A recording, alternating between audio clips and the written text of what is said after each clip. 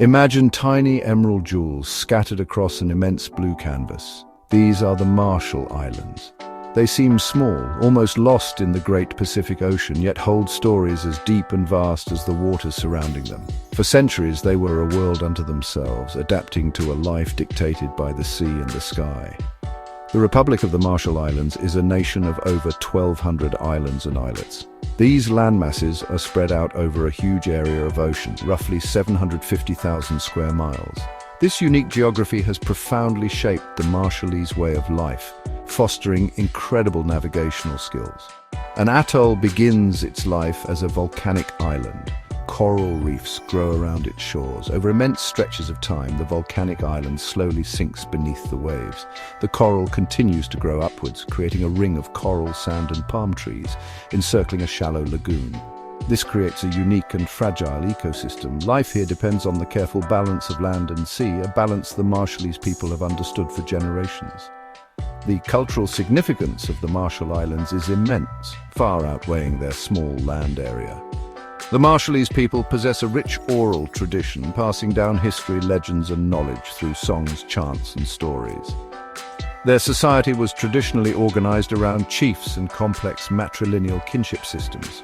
The sea is an integral part of their identity and spirituality, shaping their cosmology and daily lives. This deep bond has enabled them to thrive in what many outsiders might perceive as a challenging and isolated environment.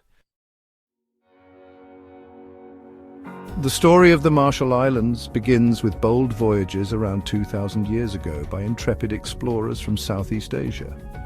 They journeyed eastward across the vast, uncharted Pacific using outrigger canoes, masterpieces of ancient engineering. These vessels were swift and stable, capable of covering enormous distances. They navigated by stars, sun and subtle ocean signs, reading the patterns of the waves, the flight of birds, the drift of clouds, and the positions of celestial bodies. This knowledge, passed down through generations, allowed them to find tiny specks of land in the seemingly endless expanse of water.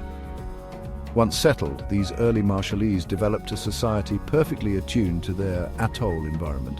They cultivated taro, breadfruit, and pandanus and became expert fishers, mastering techniques to harvest the bounty of the lagoons and the open sea.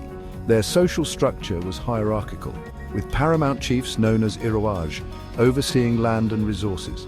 Land was and remains incredibly precious, with ownership and usage rights often passed down through maternal lines. Life was communal, with strong bonds of family and clan ensuring mutual support and the continuation of their unique cultural practices and traditions. Perhaps the most astonishing achievement of these early islanders was their system of navigation, creating remarkable tools called stick charts. These were abstract representations of ocean swells and wave patterns, allowing them to navigate with uncanny accuracy. For centuries, the Marshall Islands remained relatively isolated from the outside world. Then, in the early 16th century, Spanish explorers like Álvaro de Saavedra and Ruy López de Villalobos sighted these islands. However, these early encounters were often fleeting, and the Spanish did not establish permanent settlements. As the centuries passed, contact with outsiders became more frequent. Whalers from America and Europe began to visit the islands in the 19th century, seeking water, food, and sometimes crew.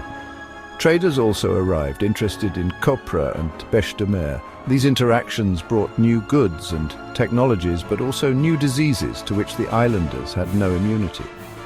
The arrival of Christian missionaries in the mid-19th century brought significant cultural changes, introducing new beliefs and educational systems.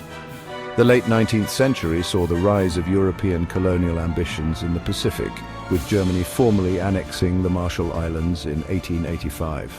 They established a protectorate and focused on developing the copra trade, marking a significant shift in traditional authority and drawing the islands into the global economy. Germany's control ended with World War I, and in 1914, Japan swiftly occupied the islands, investing in infrastructure and fortifying some atolls. The strategic foresight of the Japanese military planners proved tragically accurate. As tensions escalated, the Marshall Islands found themselves on the front line, Following Pearl Harbor, these atolls became crucial Japanese outposts. The islands were transformed into fortified bases. For the Marshallese, this period brought hardship and fear. The US launched its island-hopping campaign.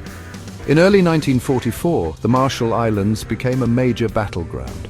Operation Flintlock saw fierce fighting as US forces invaded Kwajalein Atoll. The battles for Kwajalein and Enewetak Atoll were bloody, but the US eventually overwhelmed the Japanese. The capture of these atolls provided the US with vital airfields and anchorages. After World War II, the Marshall Islands became part of the trust territory of the Pacific Islands. The Cold War era brought a new purpose for these atolls' nuclear weapons testing. The legacy of nuclear testing is profound and painful for the Marshallese people. Displacement, loss of livelihoods, and long-term health effects cast a long shadow. Islands like Bikini remain uninhabitable due to radiation.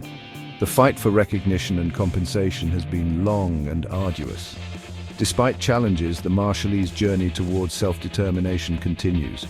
In 1986, the Compact of Free Association granted sovereignty and financial assistance.